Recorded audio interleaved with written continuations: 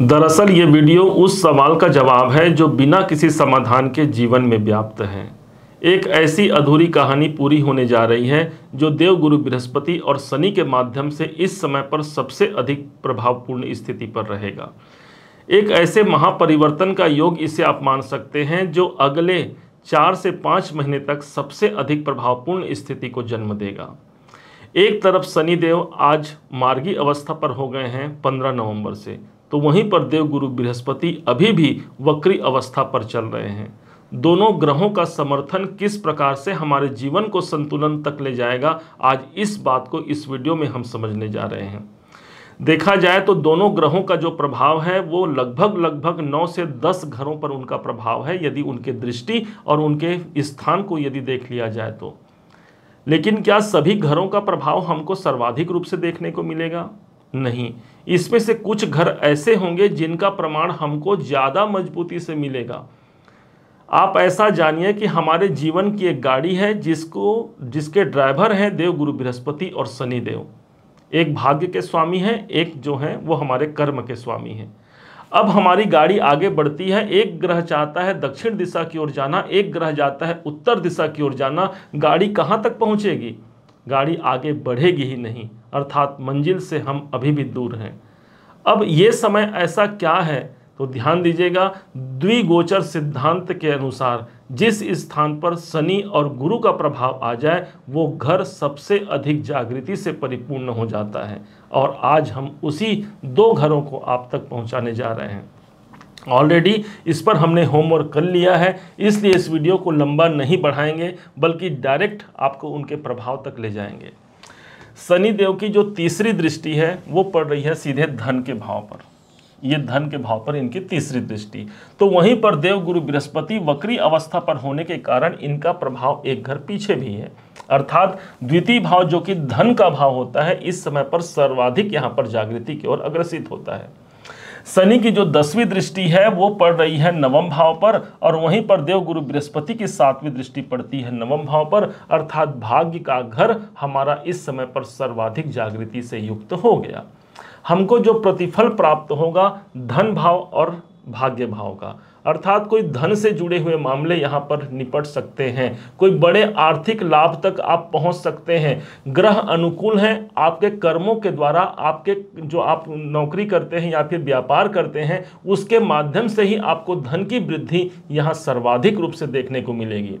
हो सकता है हमने प्रयास किया है 100 रुपए का, लेकिन हमको प्राप्त हो रहा है 70 रुपए 80 रुपए से हमको काम चलाना पड़ रहा है, तो यहाँ वो प्रतिफल है जहाँ पर आप धन कमा ही नहीं पाते बल्कि आप संचित भी कर पाते हैं। एक ऐसा समय है जहाँ पर संचित होता है, क्योंकि द्वितीय भाव हमारे धन की संचित स्थिति को प्रदर्शित करता है। वाणी से जुड़ा हुआ कोई कार्य करते हैं आप, कोई बातचीत से जुड़ा हुआ कार्य करते हैं, संगीत में है, गायन वादन में है, आपको अनुकूल परिस्थिति यहाँ पर प्राप्त होगी। कुटुंब में एक नए वातावरण को आप देख पाते हैं। द्वितीय भाव हमारे कुटुंब का होता है, जो कौटुंबिक जन है उनके द्वारा यदि कोई अशांति प्राप्त है या कोई मनमुटाव की स्थिति चल रही है तो अब ये समय है जहाँ पर उनके संग हमारे ताल्लुकात, हमारे संबंध मधुर रहते हुए हम अपने जीवन को आगे बढ़ा पाते हैं। द्वितीय भाव का जागृत होना अर्थात कुटुंब में किसी नए मेहमान का आगमन हो सकता है, या फिर कोई मांगलिक कार्य का अवसर हो सकता है, विवाह शादी इत्यादि का अवसर यहाँ बन सकता है। अब यहाँ समझिएगा जो नवम भाव के प्रमाण हैं। नवम भाव को देखा जाए तो ये आपके भाग्य का घर होता है, और स्वयं देवगुरु बृहस्पति भाग्य के कारक की दृष्टि है और साथ में शनि की दृष्टि भी पड़ गई, अर्थात हमने तो कर्म किया है और जब भाग्य का साथ मिल जाए इसे ही ईश्वरीय कृपा कहा गया है। और नवम भाव हमारे धर्म का भाव होता है। इस समय पर कुछ लंबी दूरी की यात्रा आपको करना पड़ेगा, एक ऐसा यात्रा करना पड़ेगा जिस यात्रा के दौरान आप अपनी भाग्य की जागृति करते हैं। हो सकता है किसी तीर्थ यात्रा पर जाएं, हो सकता है किसी मंदिर देवालय में आप जाएं, क्योंकि वहीं आपके भाग्य समाहित है और वहां से आपको कृपा मिलती है, वहां से आपको आशीर्वाद मिलता है। नवम भाव जागृत हो रहा है, अर्थात उच्चाधिकारी जो आपके बॉस इत्यादि हैं उनके साथ संबंध यहाँ पर मधुर रहेंगे, उनका सपोर्ट हमको मिलता है, हम अपने जीवन में प्रोग्रेस की ओर आगे बढ़ते हैं।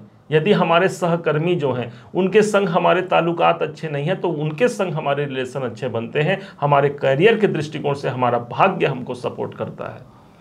पिताजी के द्वारा भी यहाँ लाभ की स्थिति बनती है। जो विद्यार्थी हैं, शिक्षा प्राप्त कर रहे हैं, शिक्षा में ऊंचा स्थान प्राप्त करना चाहते हैं, कोई जीवन में कंपटीशन बना हुआ है, उस कंपटीशन से मुक्त होकर के लाभ विजय तक पहुंचना चाहते हैं, तो जी हाँ, दोनों ही ग्रहों का समर्थन हमारे 9th हाउस पर पड़ रहा है, अर्थात एक विजय तिलक हमको लग सकता है जो हमको सफलता के श्रेष्ठ मुकाम तक पहुंचा जाए। एक तरफ तो देवगुरु बृहस्पति आपके अपने राशि के स्वामी हैं और दूसरी तरफ शनिदेव इनकम भाव के स्वामी हैं, अर्थात ये समय मेरे लाभ के मार्ग को प्रशस्त करेगा, कोई इच्छाओं की पूर्ति करेगा। एकादश भाव, जिस भाव के स्वामी शनिदेव हैं, जिनकी दृष्टि नवम भाव पर आ रही है, कोई इच्छाओं की पूर्ति यहाँ पर होती है। मन जाहि राचे मिला ही सोबर सहज सुंदर सांवरो, अर्थात उन इच्छाओं की पूर्ति के लिए मेरे भाग्य का स्वामी देवगुरु बृहस्पति, मेरे राशि का स्वामी बृहस्पति मेरे संग संग चलने वाला ये समय होगा, जो कि 29 मार्च 2025 तक सबसे ज्यादा प्रभावपूर्ण स्थिति पर रहेगा। ये एक ऐसा समय रहेगा जहां 2024 का अंत है और 2025 का आगमन होगा।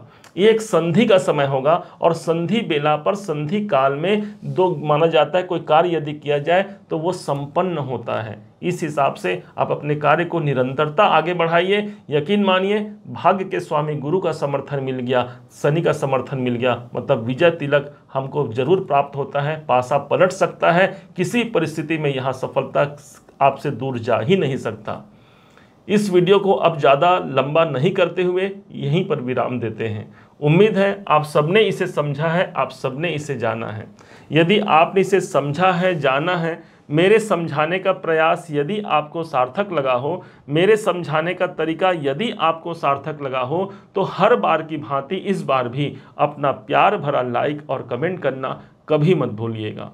और हाँ, यदि अभी तक आपने चैनल को सब्सक्राइब नहीं किया है, सब्सक्राइब जरूर कीजिएगा। पुनः एक बार फिर आप सभी का दिवस बहुत मंगलमय हो, इन्हीं शुभकामनाओं के साथ।